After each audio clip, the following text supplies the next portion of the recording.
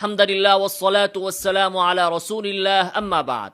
মানিকগঞ্জে বাউলদের সাথে জনগণের বা জনতার যে সংঘর্ষ হয়েছে, সেই সংঘর্ষকে কেন্দ্র করে সেখানে মামলা হয়েছে এবং অসংখ্য লোককে সেখানে আসামি করা হয়েছে। এরপর ডক্টর ইউনূস এবং তার প্রেস সচিব সেখানে গ্রেফতার চালানোর জন্য নির্দেশনা দিয়েছেন। আমরা খুব অবাক হই যে ডক্টর ইউনূসকে আমরা বাংলাদেশের জনতা, বাংলাদেশের তাওহীদি জনগণ ক্ষমতার মসনদে বসিয়েছে, সেই ডক্টর ইউনূস কিভাবে এই আওয়ামী লীগের দালাল, এই দোসর ফ্যাসিস্টের দোসর বাউলদের পক্ষ অবলম্বন করে সেখানে 5ই আগস্টে যারা শেখ হাসিনা সরকারের বিরুদ্ধে বলিষ্ঠ ভূমিকা রেখেছে, সেই সকল আলেম ওলামা এবং তাওহীদি জনতার বিরুদ্ধে মামলা দায়ের করার সাহস সে কি করে পায়? আমরা স্পষ্ট ভাষায় বলতে চাই, অনতিবিলম্বে এই মামলা প্রত্যাহার শুধু করা নয়, বরং এই মামলায় যদি কাউকে গ্রেফতার করা হয় তাহলে ডক্টর ইউনূসের পরিণতি ফ্যাসিস্ট শেখ হাসিনার মতো হবে, এই কথা যেন ডক্টর ইউনূসের মনে থাকে। ইতিপূর্বে আমরা দেখেছি নোরা পাগলাকে কেন্দ্র করে সেখানেও একটি সংঘর্ষ হয়েছে। ওই সংঘর্ষের দায় সম্পূর্ণভাবে এই ডক্টর ইউনূস সরকারের।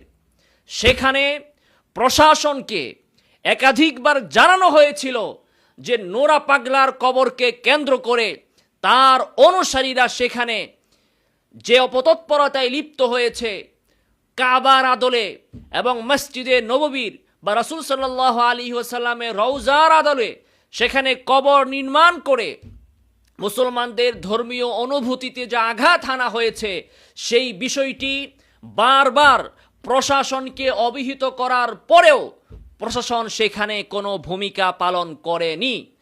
প্রশাসন থেকে কোনো সদুত্তর না পেয়ে, সমাধান না পেয়ে এলাকার উত্তেজিত জনতা তারা সেই কবর ভাঙচুর করেছে এবং এক পর্যায়ে লাশ পুড়িয়ে ফেলেছে কবর থেকে তুলে। সেই ঘটনায় সেখানে কয়েকজন আলেমকে গ্রেফতার করা হয়েছে, এখনও তারা জেলে বন্দী আছে। ডক্টর ইউনূসের সরকারকে আমরা বলতে চাই, অনতিবিলম্বে ওই নিরপরাধ আলেমকে মুক্তি দিতে হবে। নোরা পাগলা ধর্মের নামে যে ভণ্ডামি করেছে, তাওহীদি জনতা তার মৃত্যুর পরে কেন তার লাশ পুড়তে যাবে? সরকারের উচিত ছিল, বাংলাদেশের সরকারের উচিত ছিল নোরা পাগলা জীবিত থাকা অবস্থাতেই একে পুড়িয়ে দেওয়া। কারণ এই ধরনের ভণ্ড যারা ইসলামের বিকৃতি করছে, যারা ইসলামের নামে ধান্দাবাজি করছে, মুসলমানদেরকে বিভ্রান্ত করছে এবং মুসলমানদের অর্থ সম্পদ আত্মসাৎ করে খাচ্ছে, এদেরকে দমন করা এটা সরকারের দায়িত্ব, এদেরকে প্রতিহত করা সরকারের দায়িত্ব। সরকার বসে বসে আঙ্গুল চুষবে, ঘটনা ঘটে যাওয়ার পরে সরকার সেখানে যে মামলা দিবে আর জনগণকে গ্রেফতার করবে, এই ফাইজলামি বেশি দিন কিন্তু মেনে নেওয়া হবে না। অতএব আমরা বলতে চাই, এই মানিকগঞ্জের ঘটনায় যা হয়েছে সেখানে সম্পূর্ণভাবে এখানে বাউলরা দোষী। বাউলরা এখানে পায়ে পা রেখে ঝগড়া করেছে, তারা ইচ্ছাকৃতভাবে সেখানে বিশৃঙ্খলা সৃষ্টি করেছে এবং আরও বিশৃঙ্খলা সৃষ্টি করার পাই তারা করছে। সরকারকে এটা দমন করতে হবে এবং নিরপরাধ মানুষকে গ্রেফতার যদি সরকার করে তাহলে এর পরিণাম কিন্তু সরকারকে ভোগ করতে হবে। অতএব আমরা স্পষ্ট ভাষায় হুঁশিয়ারি দিতে চাই, এই সুদখোর ইউনূস ক্ষমতায় বসে সে যেন নিজেকে ধরাকে সরা জ্ঞান না করে, এমন যেন তার না হয়। ফ্যাসিস্ট শেখ হাসিনার ইতিহাস যেন তার সামনে থাকে। ডক্টর ইউনূস তো এমন সরকার, যে সরকারের পায়ের নিচে মাটি নাই। ওই সরকারের কিভাবে সাহস হয় তাওহীদি জনতাকে গ্রেফতার করার?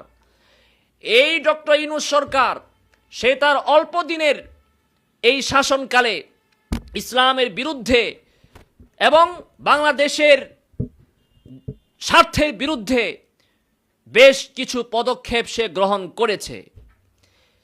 সে ইসলামের বিরুদ্ধে নারী সংস্কার নামে একটি কমিটি করেছিল, সেখানেও সেই ইসলামকে সম্পূর্ণভাবে উপেক্ষা করার চেষ্টা করেছে এবং বর্তমানেও ডক্টর ইউনূস কিন্তু আমেরিকার স্বার্থ রক্ষার জন্য বাংলাদেশের স্বার্থকে সে জলাঞ্জলি দিচ্ছে।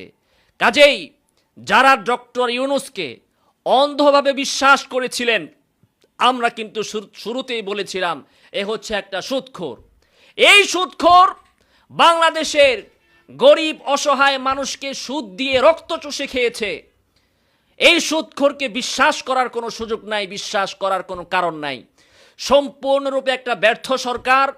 আজকে বাংলাদেশে আপনি ট্রাফিক ব্যবস্থা দেখেন, আইন শৃঙ্খলা দেখেন, রাস্তাঘাটের অবস্থা দেখেন, কোথাও কোনো সরকার আছে বলে মনে হয় না। ঢাকা শহরের রাস্তাগুলো সম্পূর্ণ ভেঙে চুরে খান খান হয়ে রয়েছে। জায়গায় জায়গায় আজকে ছিনতাই চুরি হচ্ছে। রাস্তার মোড়ে মোড়ে রাত 9টার পরে আজকে ঢাকা শহরে রাস্তায় বের হওয়া যাচ্ছে না। এই হচ্ছে আজকে ঢাকা শহরের অবস্থা। আজকে ঢাকা শহরে এই সারা বছরের ভিতরে একদিন মশার ওষুধ দেওয়া হয়েছে কিনা আমাদের জানা নেই, আমরা দেখছি না। এত পরিমাণ মশা স্মরণকালের ইতিহাসে ঢাকাতে আর দেখা যায় নাই। যে ইউনূস সরকার মশা মারতে পারে না, যে ইউনূস সরকার ছিনতাইকারী ধরতে পারে না, জনগণের নিরাপত্তা দিতে পারে না, সে কিন্তু ঠিকই আবার তাওহীদি জনতাকে দমন করার জন্য মামলা দিতে পারে। এই জিনিসটা সব সরকারই কিন্তু ভালো করে শিখে ফেলেছে। আলেম ওলামাদেরকে মারপিট করার শিক্ষা সব সরকারই ভালো করে জানে। কারণ আলেমদেরকে মারলে, তাওহীদি জনতাকে মারলে, ইসলামের বিরুদ্ধে কথা বললে, বাউল ফাউলদেরকে সমর্থন করলে, ইসলামের বিরুদ্ধে যে নারী অধিকারের কথা বললে আমেরিকা খুশি হয়, পশ্চিমারা খুশি হয়, ফলে ক্ষমতায় থাকাটা সহজ হয়। এই সমস্ত ছল চাতুরি বাংলাদেশের জনগণ ভালো করে বুঝে গিয়েছে। অতএব এই ভণ্ডামি কিন্তু বাংলাদেশে আর বেশি দিন চলবে না। এই ভণ্ডামি বন্ধ করতে হবে। সরকারকে, বাংলাদেশের সকল জনগণকে এক চোখে দেখতে হবে। তাওহীদি জনতাকে ভিন্ন চোখে দেখার কোনো সুযোগ নাই। আল্লাহ সুবহানাহু ওয়া তাআলা আমাদের সবাইকে হেদায়েত দান করুন। আমিন। ওয়া আখিরু দাওয়ানা আলহামদুলিল্লাহি রাব্বিল আলামিন।